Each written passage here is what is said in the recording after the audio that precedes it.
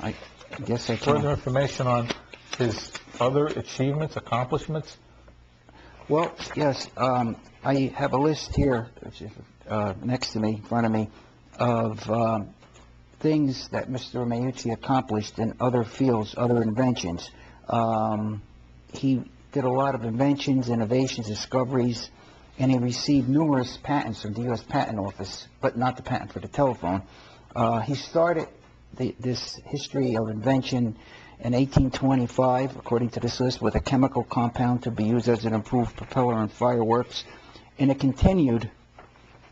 There's a long, long list. Almost every year from 1825 up until 1883 was his last U.S. patent for plastic paste, suitable for billiard balls. All kinds of inventions, patents, and ideas Very practical that he type did, of invention. and not necessarily relating to the telephone, but other areas of technical achievement. I think what this shows me is that Mr. Meucci had a very, very active and creative mind. He was a very, very creative individual in terms of technological innovation and achievement.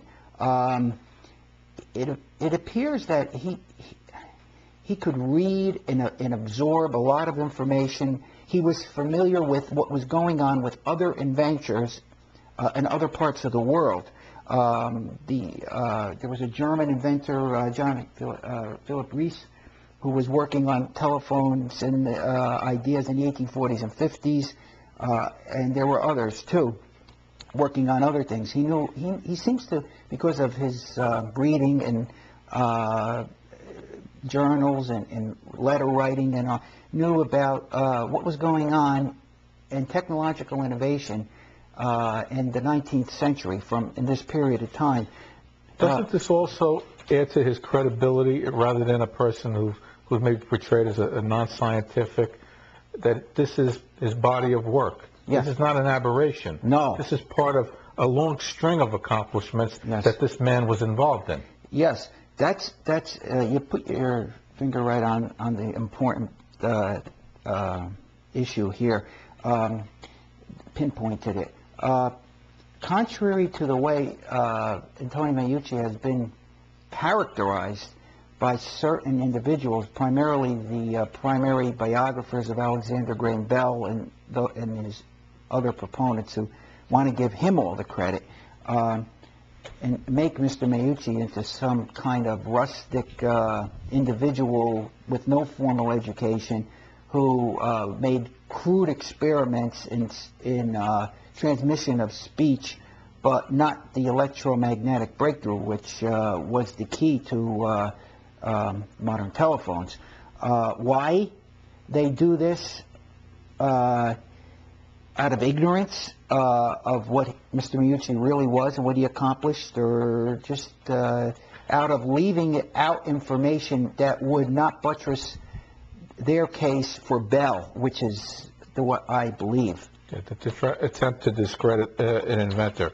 Yeah. Let me just go over what the telephone actually is. Now, you got to think of the time frame. This invention was back in 1876. That's a long time ago.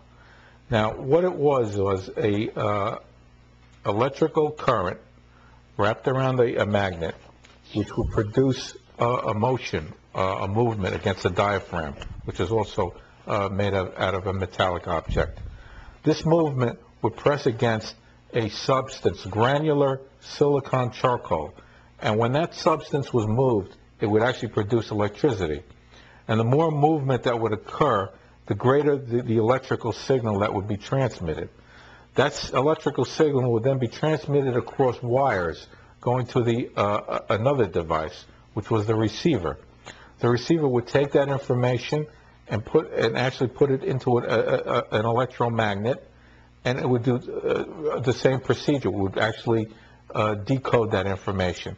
So what it would do would be pressing up against a diaphragm, and that diaphragm would actually reproduce the speech, because it would have like a unique type of signal that was each word that was transmitted across the line. This is very advanced. We're talking 1800s now. Very, very advanced. Yes.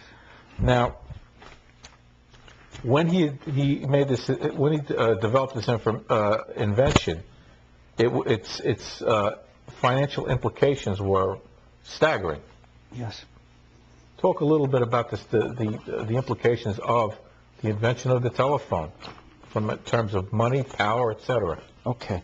Well, just to speak in some generalized terms and to get the overall picture, which is important. In the 19th century was a century of great innovation and technological breakthroughs and development. In the field of communication, we have to go back to the telegraph with Samuel F.B. Morse in the 1830s. One of the reasons that, according to the information we have, that Mr. Meucci came to America was because of the technological innovations going on in this country, and specifically what Samuel F. Morse did with the telegraph. I believe that Mr. Meucci got some of his ideas from the idea that that Morse had gotten the Morse code, and I believe he was in his writing, he talks about a talking telegraph at some point, where you could actually get the voice across wires, not just the word. So it was in the air. As I said, there was Reese in Germany, and there were other people doing work in France. There was a French inventor who was working along similar vein.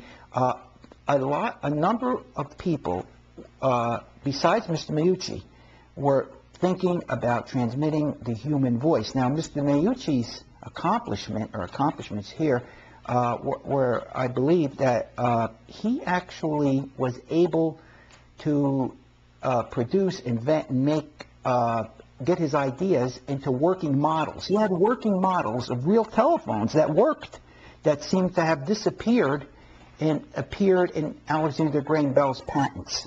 That's the thing. But it was an age of technological innovation. It was in the air. You see all the patents that Mr. Meucci had, all his ideas. He was a prolific inventor. He was a prolific technological innovator in many, many fields. He seemed to have a mind that never stopped thinking. That was my take on him. I guess that's the general. He was a man of his time, and he produced inventions in his age which were remarkable, and some of which it appears are still being used today. Okay, let's go over the case now between Antonio Meucci and Alexander Graham Bell. Yeah. Mr. Meucci invented the telephone in 1849. Mr. Bell filed for a patent without any type of discussion of the telephone in 1876. Yes. So we're talking about a discrepancy, a major discrepancy in terms of when. In addition, Western Union was the company that was involved in the development of the telephone, and the deal between Alexander Graham Bell and Western Union was that Western Union would get 20% of the profits from this new invention. Now, why Mr. Bell would give away 20% of the profits is questionable right there. In addition, there were agents from the U.S. Patent Office in Western Union, so there appears to be some sort of insider trading type of situation going on here. As it turned out, Bell had the inside track in terms of connections, and they used those connections against Mr. Meucci, and it came down to the end where a suit was filed by Mr. Meucci, and could you just describe the timeline on that? Well, I have a chart right here in front of me, just to reference, showing Mr. Meucci's priority in invention of the telephone over Mr. Bell. And all the important innovations and technological breakthroughs and years of introduction of Mr. Meucci as opposed to Mr. Bell are prior to. I see something here going back to 1857. Bell's in the 1870. Bell, some of it goes all the way to, he started in 1877, even after his invention of the telephone. So in all respects that we have pertinent data hard verifiable data. Meucci